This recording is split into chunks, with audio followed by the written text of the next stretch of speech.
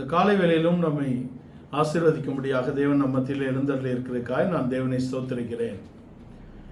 இந்த செய்தியின் ஆதாரமாக யோவான் எழுதின சுவிசேஷம் 8ஆம் அதிகாரம் 32ஆம் வசனத்தை நாம் வாசிக்க கேட்போம். சத்தியத்தையும் அறிவீர்கள், சத்தியம் உங்களை விடுதலையாக்கும் என்றார். சத்தியத்தையும் அறிவீர்கள், சத்தியம் உங்களை விடுதலையாக்கும் என்றார். நாம் சத்தியத்தை அறிந்து கொள்வது என்பது நம்முடைய ஜீவியத்திலே ஒரு விடுதலையை கொண்டு வருகிறது. சத்தியம் நம்முடைய வாழ்க்கையில் ஒரு விடுதலையின் ஆதாரமாக இருக்கிறது. சத்தியத்தை நாம் அறிகிறதினால் நாம் பாவத்திலிருந்து விடுதலையாக்கப்படுகிறோம். அது நம்முடைய பாவ ஜீவியத்தின் விடுதலைக்கான ஒரு சோர்ஸ், ஒரு வடிகாலாக இருக்கிறது என்பதை நாம் தெரிந்து கொள்ள வேண்டும். சத்தியத்தையும் அறிவீர்கள், சத்தியம் உங்களை விடுதலையாக்கும் என்று அங்கு நாம் வாசிக்க கேட்டோம். இயேசு கிறிஸ்துவானவர் பூமியில் இருந்தபோது தன்னை சத்தியமாக அவர் வெளிப்படுத்தி காட்டினார். சத்தியம் என்பது யாது என்று கேட்டபோது அவர்தான் சத்தியம் என்று வெளிப்படுத்தி காட்டினார். இங்கு சத்தியத்தை நாம் ஒரு வஸ்துவாக அல்ல, ஒரு நபராக பார்க்கக்கூடிய இடத்திலே நாம் வருகிறோம். ஒரு வார்த்தையாக அல்ல, ஒரு வெளிச்சமாக மாத்திரம் அல்ல. சத்தியத்தை ஒரு நபராக பார்க்கக்கூடிய ஒரு பார்வைக்குள்ளே நாம் வர வேண்டும். சத்தியம் என்பது நமக்கு விடுதலை அளிக்கக்கூடிய இயேசு கிறிஸ்துவை குறிக்கிறது. நமக்கு பாவத்திலிருந்து, நம்முடைய சாபத்திலிருந்து, நம்முடைய உலகத்திலிருந்து நம்மை விடுதலையாக்கக்கூடிய ஒரு நபராக சத்தியம் வெளிப்பட்டு இருக்கிறது. அந்த வார்த்தை மாம்சமாகி கிருபையும் சத்தியமும் நிறைந்தவராய் நமக்குள்ளே வாசம் பண்ணினார் என்று சொல்லப்பட்டிருக்கிறது. அவர் கிருபையினாலும் சத்தியத்தினால் நிறைந்தவராய் நமக்குள்ளே வாசம் பண்ணினார் என்று வார்த்தை மாம்சமானதை பற்றி யோவான் அப்போஸ்தலன் தன்னுடைய சுவிசேஷத்தின் ஆரம்பத்தில் எழுதுகிறார். ஆனால் இங்கே 8:32 அந்த சத்தியம் நம்மை விடுதலையாக்குகிறது. எதற்காக சத்தியத்தை அறிந்து நாம் விடுதலையாக்கப்பட வேண்டும் என்றால், இந்த சத்தியம் ஒரு விடுதலையின் ஊற்று மாத்திரம் அல்ல.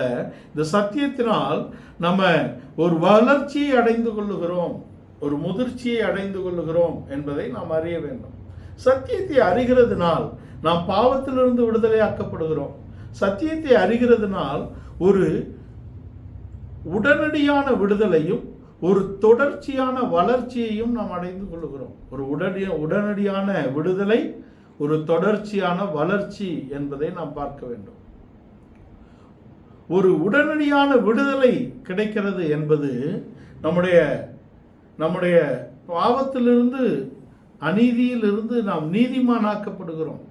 ஆனால் தொடர்ச்சியான வளர்ச்சி என்பது தேவகுமாரனை பற்ற அன்பிலும் விசுவாசத்திலும் ஒருமைப்பட்டு அவருடைய சரீரமாக நாம் வளரக்கூடிய வளர்ச்சியை காண்பிக்கிறது. கிறிஸ்து நமக்கு தலையாக இருக்கிறார், நாம் கிறிஸ்துவின் சரீரமாக இருக்கிறோம். இந்த சரீரமானது தலைக்கேற்ற அதே வளர்ச்சியை அடைய வேண்டும். கிறிஸ்து நம்முடைய மணவாளனாக இருக்கிறார், நாம் அவருடைய மணவாட்டியாக இருக்கிறோம். இந்த மணவாட்டி தன் மணவாளனுக்கேற்ற அதே வளர்ச்சியையும் பரிசுத்தத்தையும் முதிர்ச்சியையும் அடைந்து கொள்ள வேண்டும் என்பதாக இருக்கிறது. இது ப்ரொக்ரெசிவ் growth. இது ஒவ்வொரு நாளும் நமக்குள்ளே நடக்கக்கூடிய ஒரு வளர்ச்சியாக இருக்கிறது என்பதை நாம் தெரிந்து கொள்ள வேண்டும். மார்க் எழுதின சுவிசேஷம் 10ஆம் அதிகாரம் 46ஆம் வசனம் துவங்கி 51ஆம் வசனம் வரைக்கும் நாம் பார்த்தால், அதில் இயேசு எரிகோவுக்கு வருகிறார். வந்து அன்றைக்கே புறப்படுகிறார், வந்து தங்கவில்லை. அன்றைக்கே அவர் புறப்பட்டு அவரும் அவருடைய சீஷர்களும் போகக்கூடிய இடத்துல இருக்கிறார்கள். மார்க் எழுதின சுவிசேஷம் 10ஆம் அதிகாரம் 46ஆம் வசனத்திலே அவர்கள் எரிகோவுக்கு வந்து அவரும் அவர் சீஷர்களும் புறப்பட்டு எரிகோவின் பெரும்பாதை வழியாக, ஹைவேஸ் வழியாக போகிறாங்க. அந்த பாதையின் அருகே ஒரு மனிதன் உட்கார்ந்திருந்தான். பர்த்திமேயு என்ற ஒரு மனிதன் உட்கார்ந்திருந்தான் என்று போடப்பட்டிருக்கிறது. பர்த்திமேயு என்பதற்கு பார் என்றால் குமாரன், நாம் எல்லோரும் அறிந்திருக்கிறோம். இங்கு அராமியத்துக்கும் எபிரேயத்துக்கும் ஒரே எழுத்துகள் தான் இருந்தாலும் கூட வார்த்தையின் அர்த்தங்களில் மாற்றம் வருகிறதை நாம் பார்க்க முடியும். பர்த்திமேயு என்பதற்கு பார் என்றால் நாம் எபிரேயம் கற்றவர்களும் இருக்கிறோம். பார் என்பது குமாரன் என்று குறிப்பிடுகிறது இல்லையா? பர்த்திமேயு, திமேயு. திமேயு என்ற வார்த்தை 2 விதத்தில் அங்கே அர்த்தப்படுகிறது.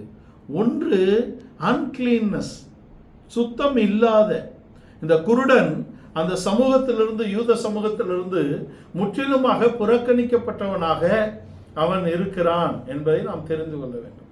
இன்னொரு பக்கத்திலே அவன் அந்த திமேயு என்ற வார்த்தை கிரேக்க பதத்திலும் எபிரேய பதத்திலும் ஆனரபிள், கனம் பெற்ற, கனம் பண்ணக்கூடிய, கனத்துக்குரிய குமாரனாக இருக்கிறான்.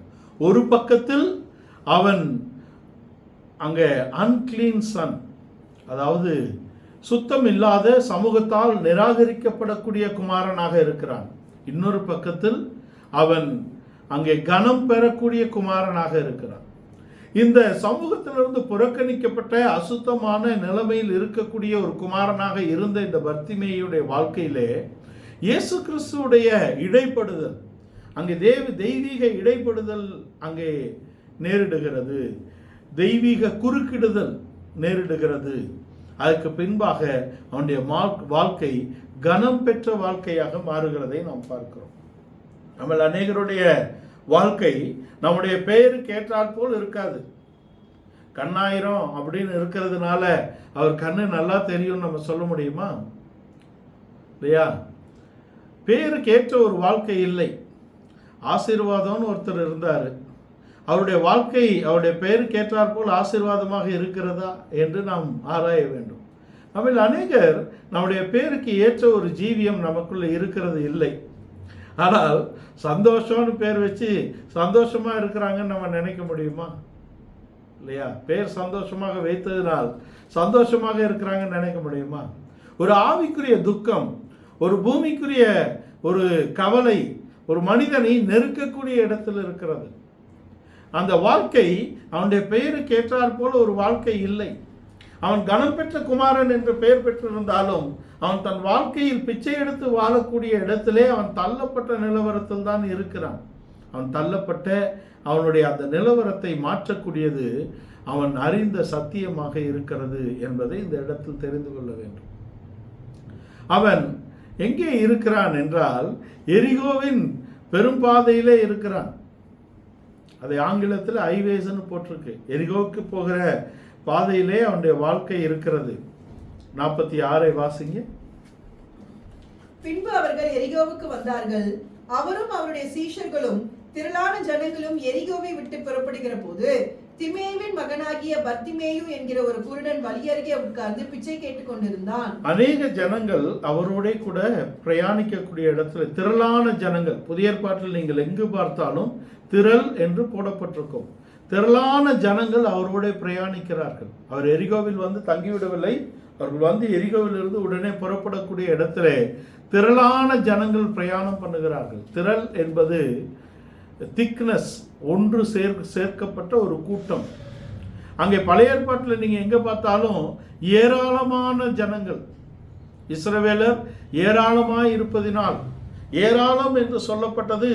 அவர்கள் அங்கே கோத்திரமாக பிரிந்து அங்கே கூடாரம் போட்டு வாழக்கூடிய ஒரு அனுபவத்தை பெற்றிருந்தார்கள். அதனால் ஏராளம் என்றுதான் இருக்கும். பழைய ஏற்பாட்டில் நீங்கள் எங்கு பார்த்தாலும் ஏராளமான இஸ்ரவேல் கூட்டம், ஏராளமானவர்கள் இஸ்ரவேலில் இருந்தார்கள் என்பது அவர்கள் கோத்திர பிதாக்களுடைய கொடியின் கீழ் தனித்தனியாக அங்கே கூடாரம் போட்டு இருந்ததினால்தான் திரளான கூட்டம் என்ற பெயர். ஆனால் இங்கே அங்கே அநேகர். இங்கே திரள் என்பது திக்னஸை காட்டுது. திரள் என்பது ஒன்று சேர்க்கப்பட்ட ஒரு கூட்டம். அதன் ஒரே நோக்கம் இயேசுவை பின்தொடரக்கூடியது. அவருடைய ஒரே நோக்கம் இயேசுவை பின்பற்றி ஏதாவது ஒரு நன்மையை அவர்கள் தங்களுடைய ஜீவியத்திலே பெற்றுக்கொள்ள வேண்டும். ஒரு இடத்துல அவர் சொல்லுகிறார், நீங்கள் அப்பத்துக்காக அல்லவா என்னிடத்தில் வருகிறீர்கள். பேதுரு ஒரு ஆளு தான், நீர் ஜீவனுள்ள தேவனுடைய குமாரன், ஜீவ அப்பம் உம்மிடத்தில் இருக்கிறது, ஜீவனுள்ள வார்த்தைகள் உம்மிடத்தில் இருக்கிறது, உம்மை விட்டு நாங்கள் எங்கே போவோம் என்று சொன்னார். அங்கே அவர் சீமோனின் குமாரனாகிய பேதுருவே, இது மாம்சமும் ரத்தமும் உனக்கு வெளிப்படுத்தவில்லை,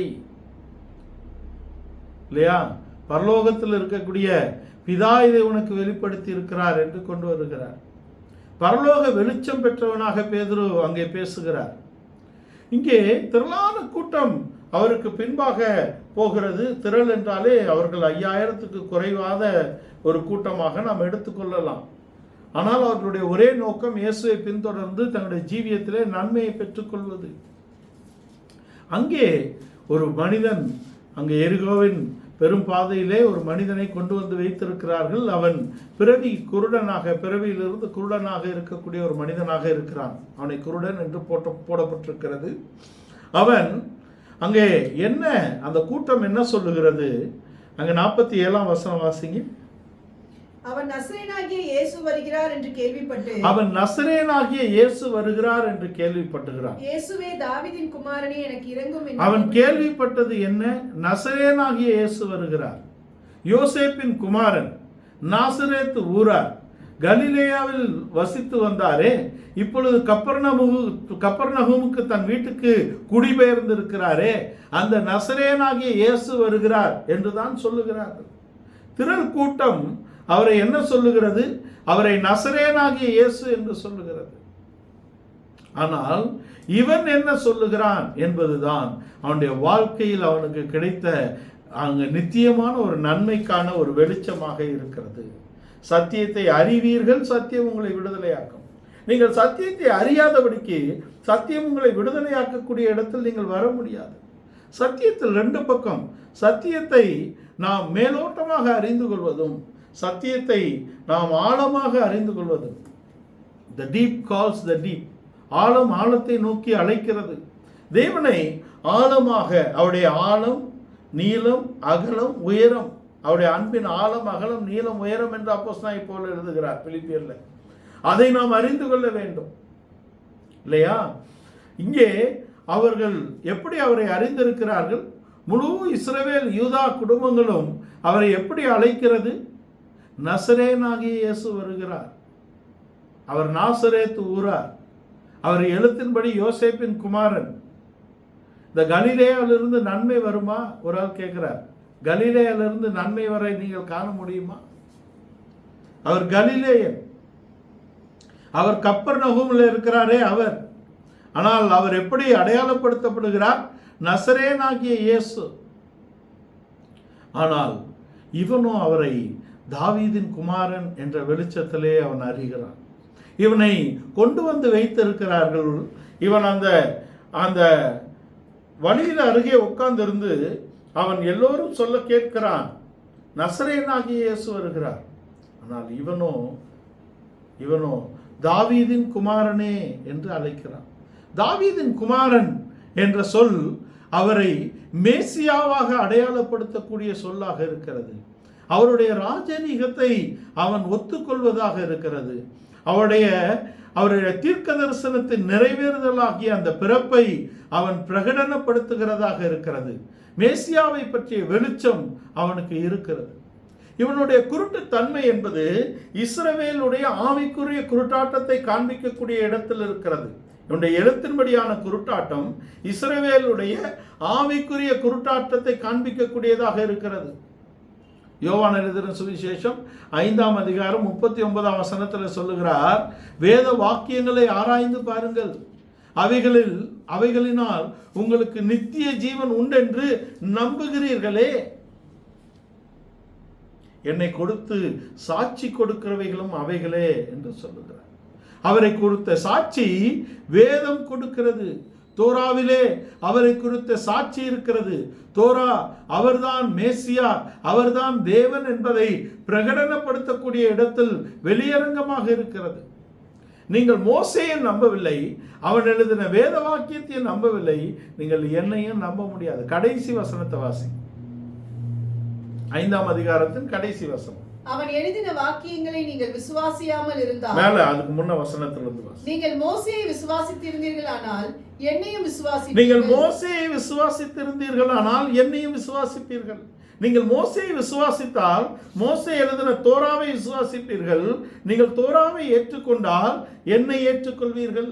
ஏனென்றால் தோரா என்னை குறித்தல்லவோ சாட்சியிடுகிறது, வேதம் என்னை குறித்தல்லவோ சாட்சியிடுகிறது.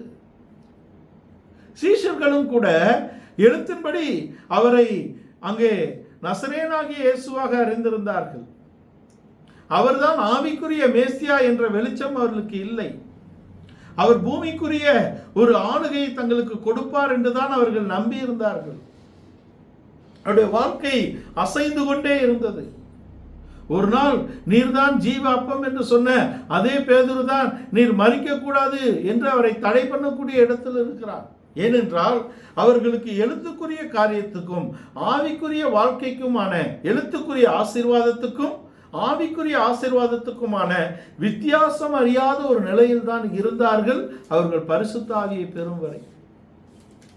சத்திய வேத வசனத்தின் வெளிச்சம் நம்முடைய ஜீவியத்திலே பிரகாசிக்கப்பட வேண்டும் என்றால், சத்திய வேதத்தை அறிகிறதுனால், சத்தியத்தை அறிகிறதுனால் நாம் மெய்யாகவே ஒரு விடுதலையை நாம் ருசி பார்க்க வேண்டும் என்றால், மெய்யாகவே ஒரு ஜீவியத்தை நாம் அடைந்து கொள்ள வேண்டும் என்றால், பரிசுத்த ஆவியின் துணை நமக்கு வேண்டியதாக இருக்கிறது.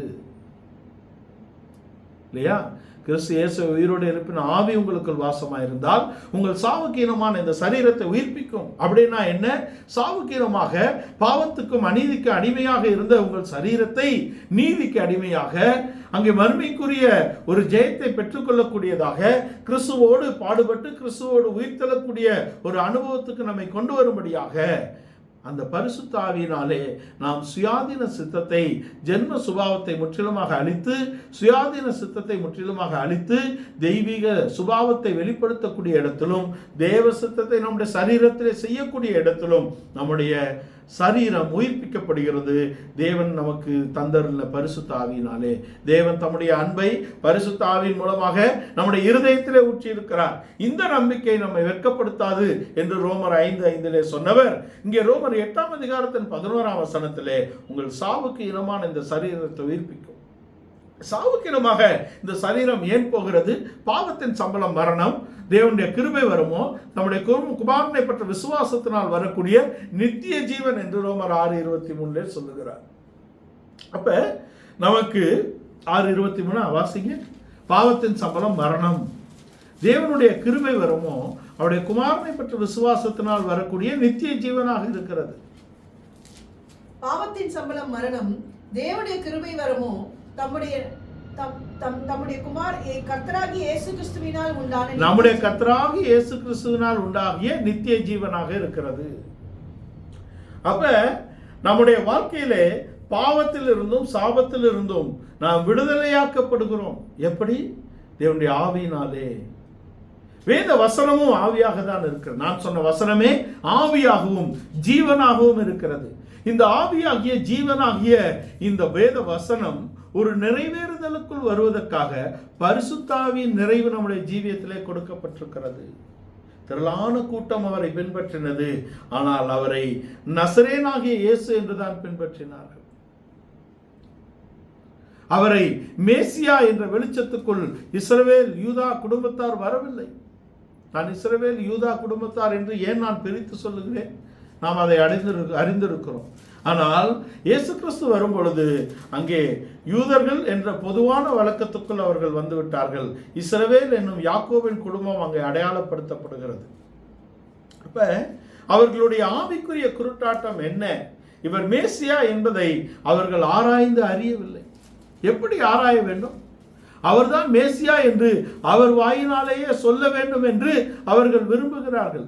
நான் தான் தேவன் என்று அவர் சொல்ல வேண்டும், நான் தான் தேவகுமாரன் என்று அவர் நேரடியாக சொல்ல வேண்டும் என்று விரும்புகிறார்.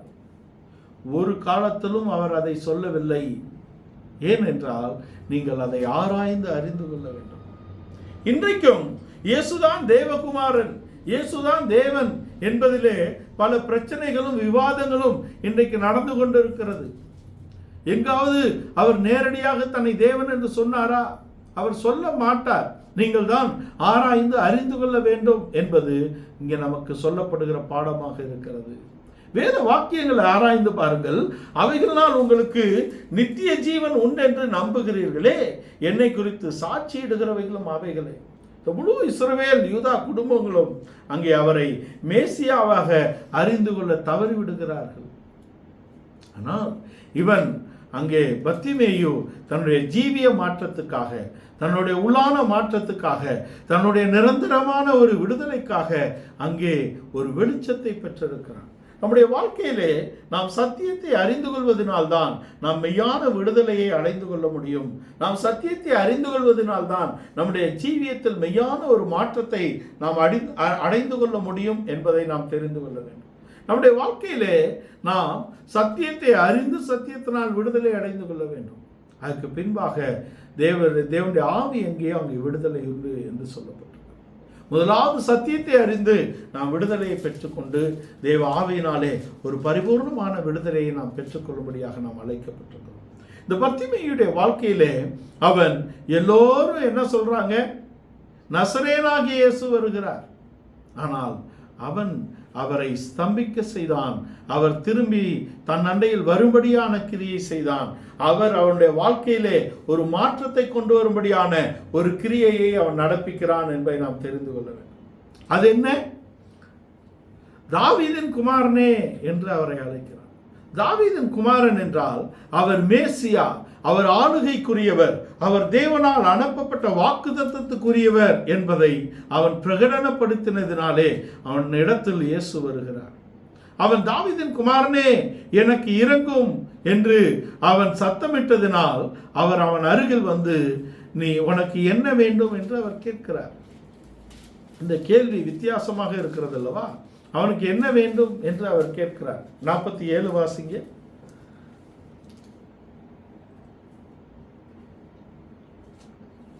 மார்க் 10:47.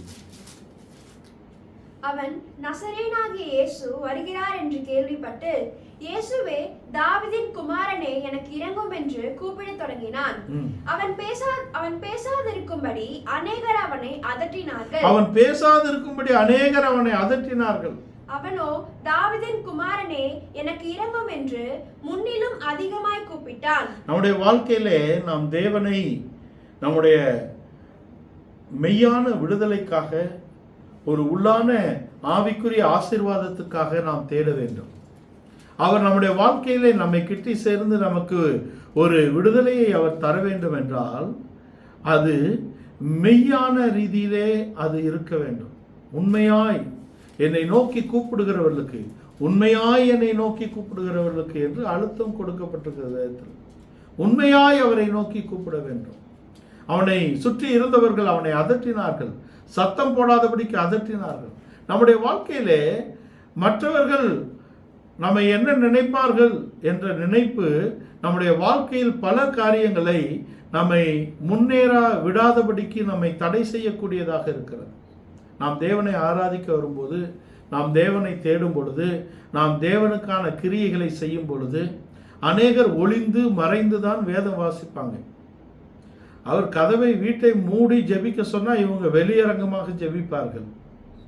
வெளியரங்கமாக அவர் வேதத்தை வாசித்து காண்பித்தார். ஜெபாலயங்களிலும் அங்கே ஜெபாலயங்களுக்கு வரும்போது அவர்கள் வெளியரங்கமாக வேதத்தை வாசித்து விவாதித்தார்கள். நாம் மற்ற தேவ சமூகத்துக்கு நாம் வரும்பொழுது மற்றவர்களை பற்றிய ஒரு கவலை நம்மை அழுத்தக்கூடாது.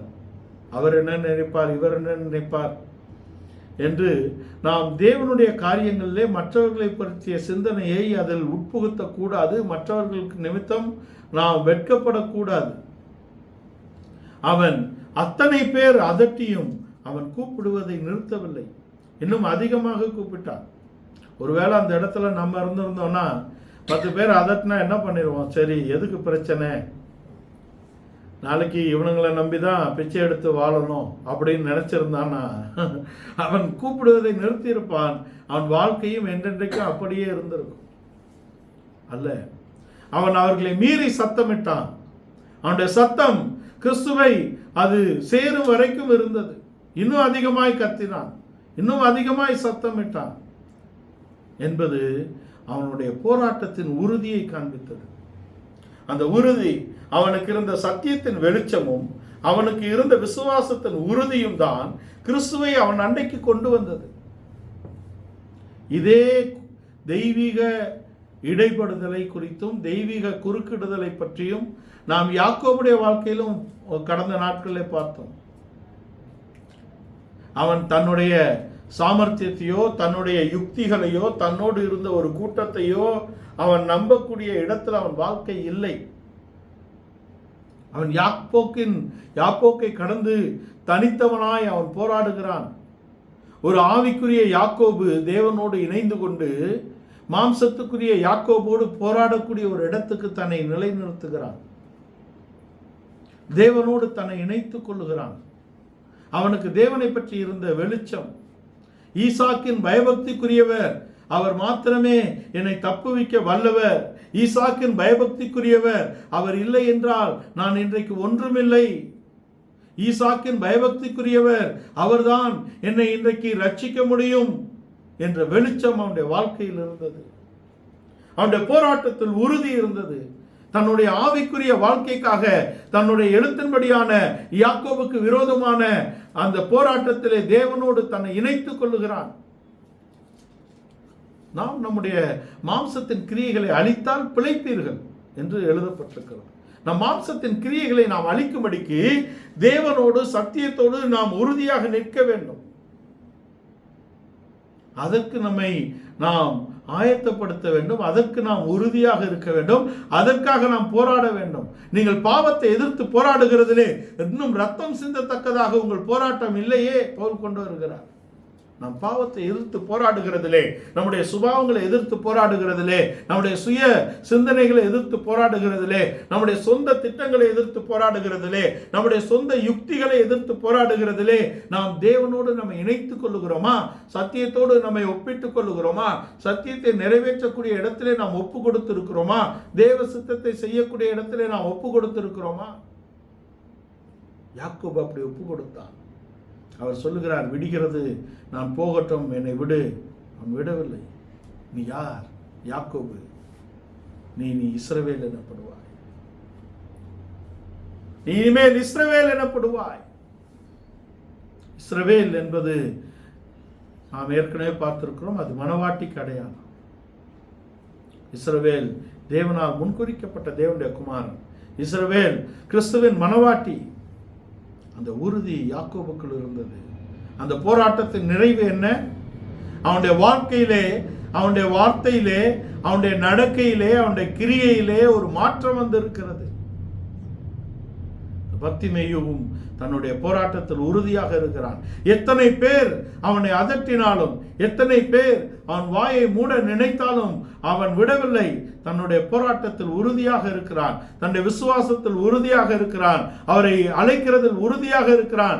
ஏனென்றால் இன்றைக்கு போய்விட்டால் அவர் திரும்பி வருகிறதுக்கான எந்த விதமான சந்தர்ப்பம் இல்லை. நீங்கள் பார்த்தால் 11ஆம் அதிகாரத்தில் அவர் அரெஸ்ட் பண்ணிடுறாங்க. மார்க் 11. அதுக்கப்புறம் மீண்டும் அவர் எங்கும் வரவில்லை. அவர் கைது செய்யப்படுகிறார். நம்முடைய வாழ்க்கையில் தேவன் நம்மை மீட்டு எடுக்கக்கூடிய, நம்முடைய வாழ்க்கையை மீட்டெடுக்கக்கூடிய, நம்முடைய ஆவிக்குரிய தன்மை, நாம் இழந்த ஆவிக்குரிய வாழ்க்கையை மீட்டெடுக்கக்கூடிய சந்தர்ப்பங்களை தருகிறார். அந்த சந்தர்ப்பத்தை நாம் எப்படி பிரயோஜனப்படுத்துகிறோம் அப்படிங்கிறது தான் முக்கியம்.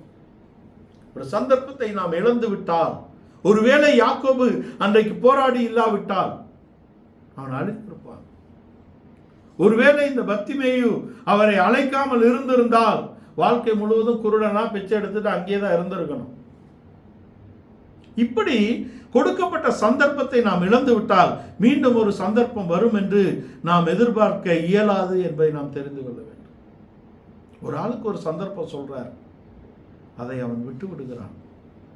ஆதியாகமம் 28ஆம் வசனம், 28ஆம் அதிகாரம் 39ஆம் வசனம் வாசிங்களே. ஆதியாகமம் 28:39.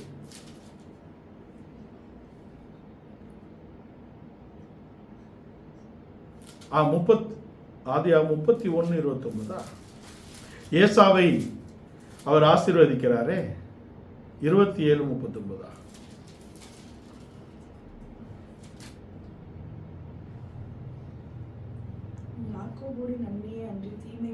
இல்ல, 27:39.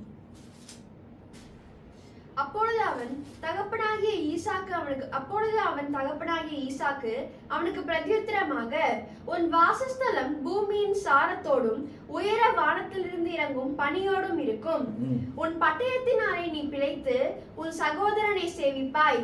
நீ மேற்கொள்ளும் காலம் வரும். இது ஏசாவுக்கு சொல்லப்பட்ட ஈசாக்குடைய வார்த்தை. இதற்கு முன்பாக ஈசாக்கு யாக்கோபை ஆசீர்வதிக்கிறார். இதே ஆசீர்வாதங்கள் யாக்கோபுக்கு கொடுக்கப்படுகிறது. இதை போன்ற அதே ஆசீர்வாதம் தான் யாக்கோபுக்கு கொடுக்கப்படுகிறது. ஆனால் இப்பொழுது ஏசா அவன் தகப்பனை நோக்கி அவன் கெஞ்சுகிறான், அழுகிறான். தகப்பனே, இந்த ஒரே ஆசீர்வாதம் மாத்திரம்தான் உம்மிடத்தில் உண்டா? என் தகப்பனே, என்னையும் ஆசீர்வதி என்று சொல்லி ஏசா சத்தமிட்டு அழுதான் என்று அங்கே 27:38 போட்டிருக்கு. ஆனால் 39 அவனை ஆசீர்வதிக்கிறான். 40ஆம் வசனத்தில் ஒரு கருத்தான வார்த்தையை அவன் சொல்லுகிறான். இந்த வார்த்தையின் கருத்தை ஏசா எடுத்துக்கொள்ளவில்லை. ஏனென்றால் ஏசாவுடைய எண்ணம் எல்லாம் அங்கே எழுத்துக்குரிய ஆசீர்வாதத்தை பற்றியதாகவே இருந்தது. அவன் எழுத்துக்குரிய ஆசீர்வாதத்தின் மேல் மேன்மை வைத்திருந்ததினால்தான் தன் சேஷபுத்திர பாகத்தை அவன் பெரிதாக எண்ணவில்லை. அவன் சேஷபுத்திர பாகத்தை விற்று போட்ட அந்த இள வயதை குறித்து தேவன் அவனை வெறுக்கிறேன் என்று சொல்லவில்லை என்று நாம் ஏற்கனவே பார்த்திருக்கிறோம். அவன் மீட்டு கொள்ளக்கூடிய நாள் வருகிறது. இது அவன் தகப்பனுடைய ஆவிக்குரிய ஆசீர்வாதத்தின் வார்த்தைகளை அவன் துச்சமாக நினைத்தான். அதை ஒரு பொருட்டாக எடுத்துக்கொள்ளவில்லை. அதற்கு அவன் செவி சாய்க்கவில்லை என்பதுதான் அவன் மேல் வந்த அந்த சாபத்தின் விளைவாக இருக்கிறது. எபிரேய நிருபக்காரர் அவனை குறித்து அங்கு ஏன் அவ்வளவு தரம் தாழ்த்தி எழுத வேண்டும்? ஏனென்றால் அவனுடைய தகப்பனுடைய வார்த்தைகளை அவன் எடுத்துக்கொள்ளவில்லை. ஒரு ஆவிக்குரிய ஒரு ஆலோசனையோ ஒரு ஆவிக்குரிய ஒரு கண்டிதமோ நமக்கு வரும் பொழுது அதை நாம் எடுத்துக்கொள்ள வேண்டும். The word of reproach. வேதமே வெளிச்சம், கட்டளையே விளக்கு. வேதமே வெளிச்சம், கட்டளையே விளக்கு. போதக சிச்சையே ஜீவ வழி. போதக சிச்சையை வெறுத்தால் நாம் ஜீவ வழியை விட்டு விலகி போகிறோம். அப்படின்னா என்ன? 2 பாயிண்ட் தான். ஒன்று ஜீவ வழி, இன்னொன்று மரண வழி. இதுக்கு நடுநிலையானது ஒன்று வேதத்தில் இல்லை. ஒன்று வெளிச்சத்தில் நிற்க வேண்டும், இல்லை இருளுக்கேற்றவர்களாக நடக்க வேண்டும். நடு என்பது ஒரு நடுமையமான ஒரு வழி இல்லை. போதக சிச்சையை அவன் எடுத்துக்கொள்ளவில்லை. தகப்பனுடைய ஆவிக்குரிய வார்த்தைகளிலே அவன் கவனம் செலுத்தவில்லை. தாய் தகப்பனுக்கு ஏற்ற ஒரு வாழ்க்கையை அவன் ஒரு நாளும் அமைத்துக் கொள்ளவில்லை. சுற்றித் திரிகிறவனாக இருக்கிறான். வேட்டையாடி தன் வாழ்க்கையை தான் விரும்பினது போல வாழக்கூடியவனாக ஏசா இருக்கிறான். பாருங்க, சிகப்பான கூழுக்காக அவன் வித்து போட்டதுனால அவன் பேரே சிகப்பான கூழுக்கு ஏற்ற மாதிரி வச்சு விட்டாங்க இல்லையா? ஏதோம்னு வச்சு விட்டாங்களே. அதுக்கு அர்த்தம் வேற. அவன் கூழுக்கு வித்து தின்னவன் அப்படின்னு சொல்லிட்டா எவ்வளவு ஒரு கீழ்த்தரமான வாழ்க்கைக்கு நேராக அவனுடைய வாழ்க்கை போகிறது. ஆனால் அவன் உண்மையான வாழ்க்கையில் பார்த்தீர்கள் என்றால் எழுத்தின்படி அவனுக்கு எந்தவித குறைவும் இல்லை. சேயீர் மலை தேசத்தை கொடுத்திருக்கிறார். ஈசாக்கின் எழுத்துக்குரிய சகல ஆசீர்வாதத்தை அவன் தான் கட்டி கொண்டான். என்ன குறை? வெளிப்படையாக பார்த்தால் எந்தவித குறைவும் அவன் வாழ்க்கையில் இல்லை. இது எழுத்தின்படியான ஆசீர்வாதம். ஈசாக்கு இந்த 27ஆம் அதிகாரத்தில் சொன்ன ஆசீர்வாதம் ஒன்றையும் யாக்கோபு கட்டி கொள்ளவில்லை. மெய்யான யாக்கோபின் ஆசீர்வாதம் என்பது 28ஆம் அதிகாரத்தில் தான் இருக்கிறது. அவை எல்லாம் ஆவிக்குரிய ஆசீர்வாதங்களாகவே இருக்கிறது. அவனுக்கு கொடுக்கப்பட்ட எல்லாம் ஆவிக்குரிய ஆசீர்வாதம் தான்.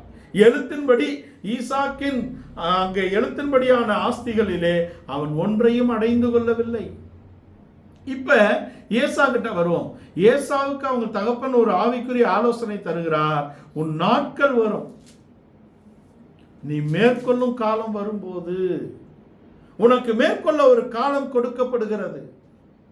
நீ மேசியாவை அழைக்க ஒரு காலம் கொடுக்கப்படுகிறது. நீ சத்தியத்தை அறிந்து கொள்ள ஒரு காலம் கொடுக்கப்படுகிறது. நீ படிப்பனையை கற்றுக்கொள்ள ஒரு காலம் கொடுக்கப்படுகிறது. நீ கீழ்ப்படிந்து உன்னை சரி செய்து கொள்ள ஒரு காலம் கொடுக்கப்படுகிறது. நீ இழந்து போன ஆவிக்குரிய தன்மைகளை நீ மீட்டுக்கொள்ள உனக்கு ஒரு காலம் கொடுக்கப்படுகிறது. நீ காலத்தை ஆதாயப்படுத்திக் கொள்ள வேண்டும். ஏசாவுக்கு ஒரு காலம் கொடுக்கப்பட்டது. நீ மேற்கொள்ளும் காலம் வரும்போது உன் கழுத்தில் இருக்கிற அவனுடைய நுகத்தடியை முறித்து போடுவாய். காலம் வந்ததுங்க, வந்தது. பல வருடம் கழித்து அவன் சகோதரனாகி யாக்கோபு வருகிறான் என்ற செய்தி வருகிறது. இவன் 400 பேரை அழைத்து கொண்டு அவனுக்கு எதிராக போகிறான். அங்கேயும் பார்த்தீங்கன்னா அவர் மந்தையெல்லாம் அனுப்பி தராரு. இவன் என்ன சொல்ல, எனக்கு எல்லாம் இருக்கிறது, ஐ ஹாவ் எவ்ரிதிங். நமக்கு பார்த்தீங்கன்னா எல்லாம் இல்லை. நீங்கள் தேவனுடைய ராஜ்யத்தையும் அதன் நீதியும் தேடுங்கள், உங்களுக்கு கூட கொடுக்கப்படும். will be added, your blessings will be added one by one. ஒன்றாக தான் உங்களுக்கு கொடுக்கப்படும். நீங்கள் சிறுக சிறுக தான் போய் அந்த தேசத்தை சுதந்திரித்துக் கொள்ள முடியும். நீங்க எவ்வளவு இருக்கீங்களோ, உங்களுக்கு என்ன தேவையோ அவ்வளவே நான் அந்த தேசத்தில் நான் அங்க வெக்கேட் பண்ணி தருவேன், நீங்க போய் ஆக்குபை பண்ணிக்கோங்க, காலி பண்ணி தருவேன், நீங்க போய் பிடித்துக் கொள்ளுங்கள். ஆவிக்குரிய வளர்ச்சி என்பது and progressive growth by knowing the truth. சத்தியத்தை அறிந்து நாம் படிப்படியாக அதில் வளர வேண்டும். கொஞ்சம் கொஞ்சமாக. ஒரே நேரத்தில் வளர்ந்தால் காட்டு மிருகங்கள் வந்துவிடும், பெருமை வந்து விடுகிறது. இங்கு ஏசா அதை மீட்டுக்கொள்ளும் காலம் வரும் என்று சொன்ன வார்த்தையை அவன் பெரிதாக எடுக்கவில்லை. யாக்கோபை அவன் சந்தித்த போது எல்லாம் எனக்கு இருக்கிறது என்று சொல்லிவிட்டான். இப்ப யாக்கோபு இருக்கிற நிலைமையில எதை கேட்டிருந்தாலும் கொடுத்திருப்பார். ஆனால் இவன் சேஷ்டபுத்திர பாகத்தை குறித்த கருத்துள்ளவனாக இல்லை. தன் கழுத்தில் உள்ள நுகத்தடியை முறிக்க வேண்டும் என்ற எண்ணம் இவனுக்கு இல்லை. ஏனென்றால் இவன் தன் தகப்பனுடைய வார்த்தையை எந்த காலத்திலும் பெரிதாக எடுத்துக்கொள்ளவில்லை. அவனுடைய கருத்தெல்லாம் ஆசீர்வாதத்தை பற்றியதாகவே இருந்தது. அந்த ஆசீர்வாதங்கள் எல்லாம் எழுத்துக்குரியதைகளை பற்றியதாகவே இருந்தது. பல வருஷம் இந்த பர்த்திமேயு பிச்சை எடுத்துக்கொண்டு இருக்கிறான். அவர் இங்க வந்து உனக்கு என்ன வேணும்னு கேட்கிறார். கொஞ்சம் காசு வேணும்னு இம்மைக்குரியதை கேட்டிருந்தால் இயேசு கிறிஸ்துவின் காலத்துக்கு பின்பாக மீண்டும் பிச்சை எடுத்துக்கொண்டு இருக்க வேண்டியதுதான் அவனுடைய வாழ்க்கை. ஆனால் அவனுக்கு வருகிறவர் யார் என்ற சத்தியத்தின் வெளிச்சம் இருந்தது. நாம் கிறிஸ்துவை அறிகிறதிலே சரியாக இருக்க வேண்டும். இயேசு கிறிஸ்துவை நாம் யார் என்று அறிந்து கொள்ளுகிறோம்? இயேசுவை கிறிஸ்து என்று அறிந்து கொள்ளுகிறோமா? இயேசு கிறிஸ்துவை நாம் கிறிஸ்து என்று அறிந்து கொள்ளுகிறோமா? நம்முடைய கர்த்தராகிய இயேசு கிறிஸ்து என்று அறிந்து கொள்ளுகிறோமா? அவர் நம்முடைய சிருஷ்டிகர், நம்முடைய இரட்சகர், நம்முடைய மணவாளன் என்ற அறிவு நமக்கு இருக்கிறதா? அவரை எந்த மட்டில் அறிந்திருக்கிறீர்களோ அந்த மட்டில் தான் அவரிடத்தில் நீங்கள் உறவு கொள்ள முடியும். அந்த அளவில் தான் நீங்கள் உங்கள் ஆசீர்வாதத்தின் நிறைவை பெற்றுக்கொள்ள முடியும். இங்கே இவன் அவரை மேசியாவாக அறிந்திருக்கிறான். அவரை தாவீதின் குமாரன் என்று அழைக்கிறான். இந்த முழு யூதர்களும் அவரை தாவீதின் குமாரன் என்று அடையாளப்படுத்துகிறதிலே அவர்களுக்கு தயக்கம் இருக்கிறது. அவர்தான் மேசியா என்று வெளிப்படுத்துவதிலே வேதபாரகர் பரிசேயருக்கு தயக்கம் இருக்கிறது. ஏனென்றால் அவர்களுடைய பெரிய அரசியல் வியாபாரம் போய்கொண்டு இருக்கிறது. அது ரோமர்களை நம்பி அல்லவா நடக்கிறது. இவர் இப்படி பண்ணா நம்முடைய ஆட்சி அதிகாரம் போய்விடுமே. தேவன் நமக்கு வாழ்க்கையிலே சந்தர்ப்பம் தரும் பொழுது நம் ஆட்சி அதிகாரங்களை குறித்தோ, நம்முடைய சமூக அளவீட்டை குறித்தோ, அல்லது நம்முடைய சுய மரியாதையை குறித்தோ நாம் எண்ணிக்கொண்டு அந்த சந்தர்ப்பத்தை நாம் விட்டு விடுவோம் என்றால் மற்றொரு சந்தர்ப்பம் கிடைக்காது. இவன் கருத்தாக இருந்து தன்னை விடுவித்துக் கொண்டான். அங்க 48 வாசிங்க, மார்க் 10:48.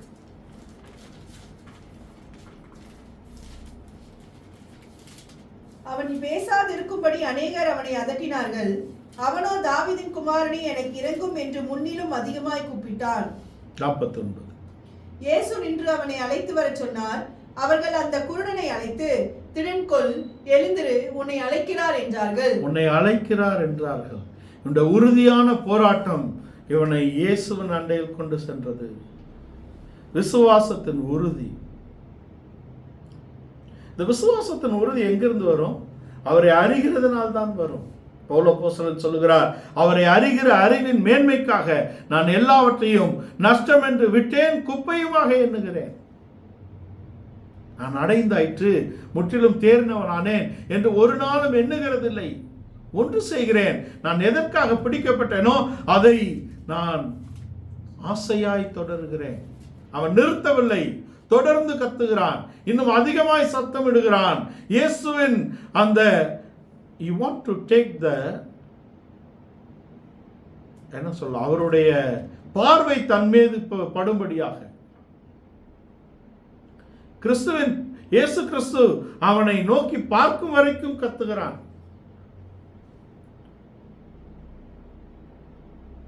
அவருடைய பார்வை தன் பக்கம் திரும்பும் வரைக்கும் அவன் அதை விடவில்லை. எத்தனை பேர் அதற்கு தடையாக இருந்தாலும் அவன் கத்துகிறதை இன்னும் அதிகமாக்கினான், நிறுத்தவில்லை. இது அவனை இயேசுவின் இடத்தில் கொண்டு போனது. விடுகிறது, என்னை விடு என்கிறார், அவன் விடவில்லை. இது யாக்கோபின் வாழ்க்கையில் பெருத்த ஒரு ஆசீர்வாதத்தை கொண்டு வந்தது. அவன் இஸ்ரவேலாக மாற்றப்பட்டான். இங்க இவன் கிட்ட போன உடனே கேட்கிறார், உனக்கு என்ன வேணும், உனக்கு என்ன வேணும்னு கேட்கிறார். 49க்கு அப்புறம் வாசிங்க அதை. உடனே அவன் தன் மேல் வஸ்திரத்தை எரிந்துவிட்டு எழுந்து இயேசுவினிடத்தில் வந்தான். இதையெல்லாம் நாம் அறிந்திருக்கிறோம். அவன் மேல் வஸ்திரத்தை உதறி போட்டது, அவனுடைய பழைய காரியங்கள், இவைகள் எல்லாம் நாம் அறிந்திருக்கிறோம். இயேசு அவனை நோக்கி, நான் உனக்கு என்ன செய்ய வேண்டும், நான் உனக்கு என்ன செய்ய வேண்டும் என்று கேட்டார். அதான் முக்கியம். நான் உனக்கு என்ன செய்ய வேண்டும். ஒரு கோரிக்கை கேட்பவன் இடத்திலும் கொடுப்பவர் இடத்திலும் அது இருக்கிறது. என்ன கேட்கிறான், அவர் எப்படி கொடுக்க போகிறார். இவன் என்ன வேணா கேட்கலாம் இல்லையா? இம்மைக்குரியவைகளை அவன் கேட்டிருக்கலாம், பணம் கேட்டிருக்கலாம். பிச்சைக்காரன் தானே, பணம் கேட்டிருக்கலாம். ஐயா இவ்வளோ பேர் வந்திருக்காங்க, திரளான கூட்டம் இருக்கு, எல்லாரையும் தங்களால் முடிஞ்சதை போட சொல்லுங்க, கேட்டிருக்கலாமே. அல்லது தன்னுடைய வாழ்க்கையிலே தற்போதைய தேவையை அவன் கேட்டிருக்கலாம். ஏசாவுடைய வாழ்க்கையிலே தற்காலிகமானதை எப்பொழுதும் அவன் கண்ணோக்கமாக வைத்திருந்தான். சேஷபுத்திர பாகமா வச்சுக்கோ, கூட கூட, இப்ப நான் சாக போறேனே, இது எதுக்கு?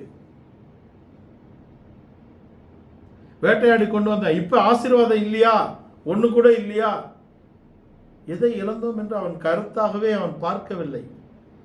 தன் தகப்பனை அவன் மதிக்கவும் இல்லை, அவன் வார்த்தைகளை அவன் எடுத்துக்கொள்ளவும் இல்லை. எல்லாம் இம்மைக்குரியது. மாம்சத்துக்குரியவர்கள் எப்பொழுதும் இம்மைக்குரியவைகளே கருத்தா இருக்கிறார்கள். இம்மைக்காக கிறிஸ்துவின் மேல் நம்பிக்கையா இருக்கிறவர்கள் மிகவும் பரிதவிக்கப்பட்டவர்கள். இவனை கேட்கிறார், என்ன வேண்டும்? இன்றைக்கும் நம்முடைய வாழ்க்கையிலே என்ன வேண்டும்? கேட்கக்கூடிய தைரியமும் உரிமையும் நமக்கு கொடுக்கப்பட்டிருக்கிறது. ஆனால் எதை கேட்கப் போகிறீர்கள் என்பது நீங்கள் யார் என்பதை நிர்ணயிக்கிறதாக இருக்கிறது. நீங்கள் எதை கேட்கப் போகிறீர்கள்? அங்கே ஈசாக்கு யாக்கோபை அழைத்து மீண்டும் அவனை ஆசீர்வதித்து அவனை அனுப்புகிறானே, அது ஆபிரகாமின் ஆசீர்வாதம். ஆபிரகாமின் ஆசீர்வாதம் என்பது மேசியாவின் நிறைவு. மேசியாவின் நிறைவாக இருக்கிறது. அந்த நிறைவின் ஆசீர்வாதத்தை அவன் பெற்றுக் கொள்ளுகிறான். இங்கே இவனை கேட்கிறார், என்ன வேணும்? அவன் பூமிக்குரிய காரியங்களை அவன் கேட்கவில்லை. அவன் அன்றைக்குரிய காரியங்களை கேட்கவில்லை. பூமிக்குரிய என்று சொல்ல முடியாது, அன்றைக்குரிய காரியங்களை, அப்போதைய தீர்வை அவன் கேட்கவில்லை. நான் பார்க்கும்படி என் கண்களை நீர் திறந்தரலும் என்று கேட்கிறான். 51 வாசிங்க. இயேசு அவனை நோக்கி, நான் உனக்கு என்ன செய்ய வேண்டும் என்கிறாய்? நான் உனக்கு என்ன செய்ய வேண்டும் என்கிறாய்? அதற்கு அந்த குருடன், ஆண்டவரே, நான் பார்வையடைய வேண்டும் என்றான். நான் பார்வையடைய வேண்டும், நான் மேசியாவை காண வேண்டும். அவரை தாவீதின் குமாரன் என்று அவன் அழைக்கிறான். ஏனென்றால் அவர் இரக்கம், மன உருக்கம் உள்ள தேவன். தாவீது தன் வாழ்க்கையில இரக்கத்தையும் மன உருக்கத்தையும் காண்பித்தவன் இல்லையா? தாவீதை 7.5 வருஷம் அவர் யூதாவிலே ராஜாவாக இருந்தார். அதுக்கு பின்பு 33 வருடங்கள் அவர் சமஸ்த இஸ்ரவேலின் மேலும் ராஜாவாக இருந்தார். ஆனால் அவன் 2 சாமுவேல் 2ஆம் அதிகாரத்திலே அவன் கேட்கிறான், சவுலுக்காக 2:1 வாசிங்க. சவுலுக்காக, யோனத்தானுக்காக என்னிடத்தில் நன்மை பெறுகிறதுக்கு யாராவது இருக்கிறார்களா? இந்த எரிகோவின் பகுதி என்பது இது பெஞ்சமினுக்கு கொடுக்கப்பட்ட சுதந்திரம். பெஞ்சமின், யூதா எல்லாம் சேர்ந்துதான் வாழ்கிறது. இந்த எரிகோவுக்கு பல அர்த்தங்கள் நமக்கு இருக்கிறது. ஆவிக்குரிய ரீதியிலே இந்த எரிகோவையும் அதன் ராஜாவையும் அதன் யுத்த புருஷரையும் இன்றைக்கு உன் கையிலே ஒப்பு கொடுப்பேன் என்று யோசுவாவோடு தேவன் சொன்னார். இது உலகம், மாம்சம், பிசாசை, நாம் பாவ அவயவங்களை மேற்கொள்ளக்கூடியதாக ஆவிக்குரிய ரீதியிலே பார்த்திருக்கிறோம். இந்த எரிகோவுக்கு இன்னொரு பெயர் இருக்கிறது. அது த மூன் சிட்டி. அது ஒரு சந்திர பட்டணம். சூரியனை அல்ல, சந்திரனை அங்கே கானானியர்கள் தெய்வமாக வழிபட்ட இடத்துல அது இருக்கிறது. அங்கே சந்திரன் என்பது பிரதிபலிப்பை காண்பிக்கிறது. சந்திரன் தன்னிலிருந்து ஒளியை கொடுக்கிறதல்ல, சூரியனிலிருந்து ஒளியை கொடுக்கக்கூடிய இடத்தில் இருக்கிறது பிரதிபலிப்பு. எதை பிரதிபலிக்கிறோம் என்பது மிக முக்கியமானது. எரிகோ எதை பிரதிபலிக்கிறது? எரிகோவை தான் முதல் பட்டணம். யோசுவா அதை தான் முதலாவது பிடித்தார் இல்லையா? அங்கே அவர்கள் கடந்து கானானுக்குள் பிரவேசிக்கக்கூடிய இடத்துல எரிகோ தான் முதலாவது பிடிப்பட்டது.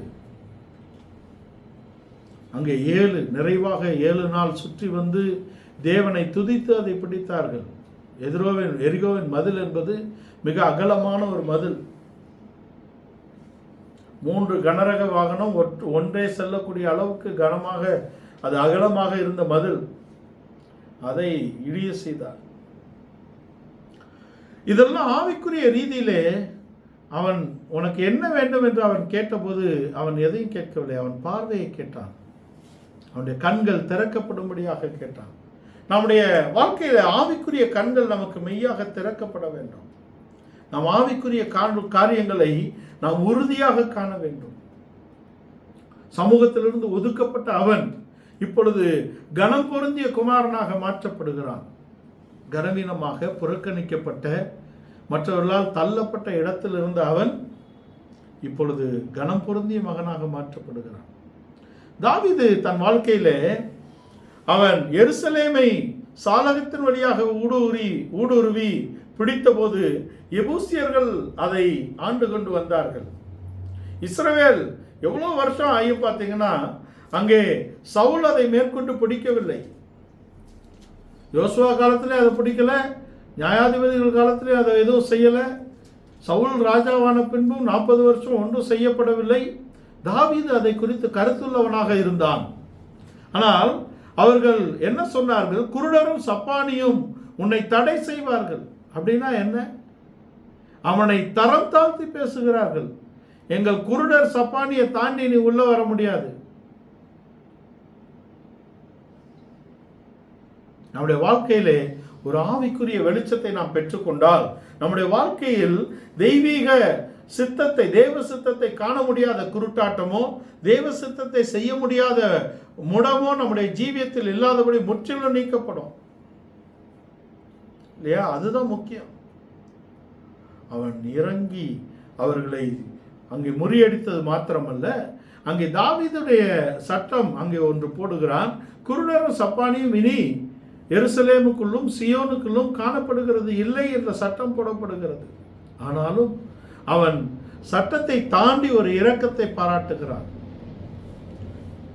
அங்கே சவுலுக்காகவோ யோனத்தானுக்காக இரக்கம் செய்வதற்கு யாராவது இருக்கிறார்களா என்று கேட்ட இடத்திலே அவனிடத்தில் சீபாவை கொண்டு வருகிறார்கள். அவன் அங்கே சவுலின் குடும்பத்திலே, யோனத்தான் குடும்பத்திலே வேலைக்காரனாக இருக்கிறவன். அவன் வந்து சொல்லுகிறான், யோனத்தானுக்கு ஒரு குமாரன் இருக்கிறான், 2 கால்களும் முடமானவன்.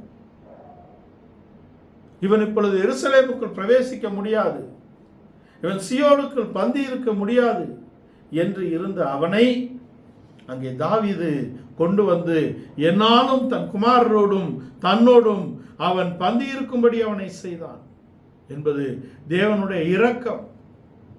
நாம் தேவனிடத்தில் என்ன கேட்கிறோம் என்பதில் தான் நாம் யார் என்பதை காண்பிக்கிறது. அதற்கேற்றபடிதான் அவர் நம்மையிலே ஆசீர்வாதத்தின் அளவு, அவர் நம்மை ஆசீர்வதிக்கக்கூடிய ஆசீர்வாதத்தின் அளவு இருக்கிறது.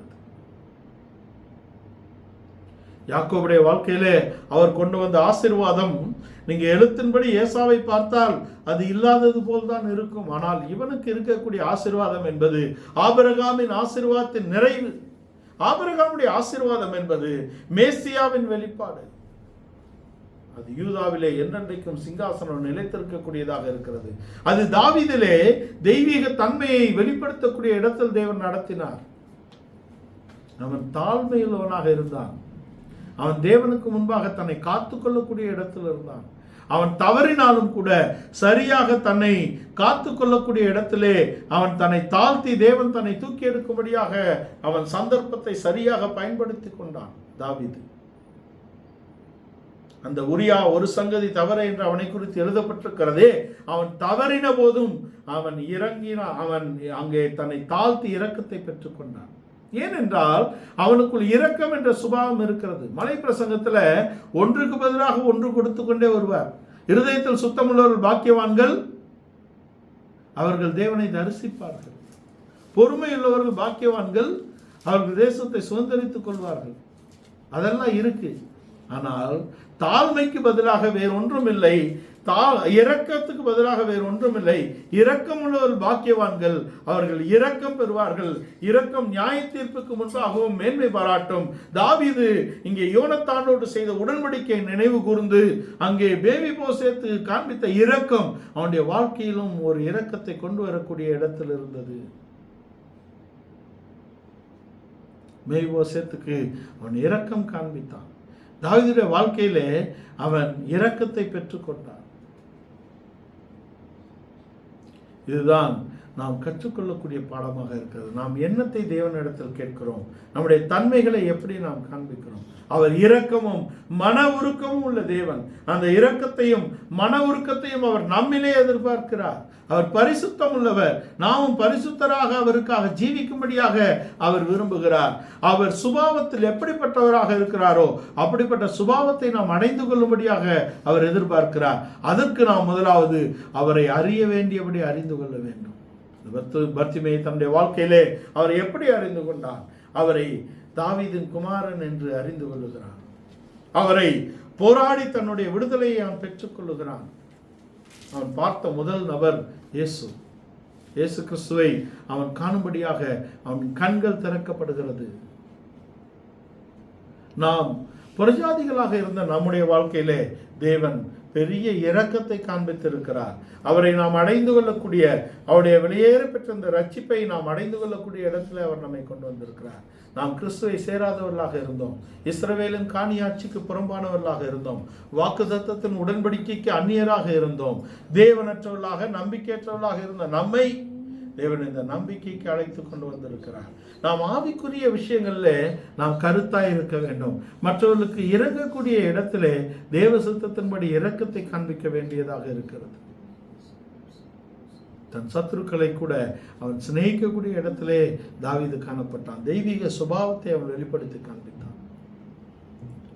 நீங்கள் மற்றவர்களுக்கு மன்னிக்கக்கூடியவர்களாக, ஆவிக்குரிய வெளிச்சத்தை அடைந்து கொண்டு அதன்படி தேவனிடத்தில் ஆவிக்குரிய ஆசீர்வாதங்களை பெற்றுக்கொள்ளக்கூடியவர்களாக நம்மை நாம் முன்னிறுத்த வேண்டும். அதற்கு நாம் அவரை அறிய வேண்டியபடி அறிய வேண்டும். நாம் அவரை அடைய வேண்டியபடி அடைந்து கொள்ள வேண்டும். இந்த காலை வேளையிலே இந்த சத்தியங்களுக்கு நாம் முற்றிலுமாக நம்மை ஒப்பு கொடுப்போம்.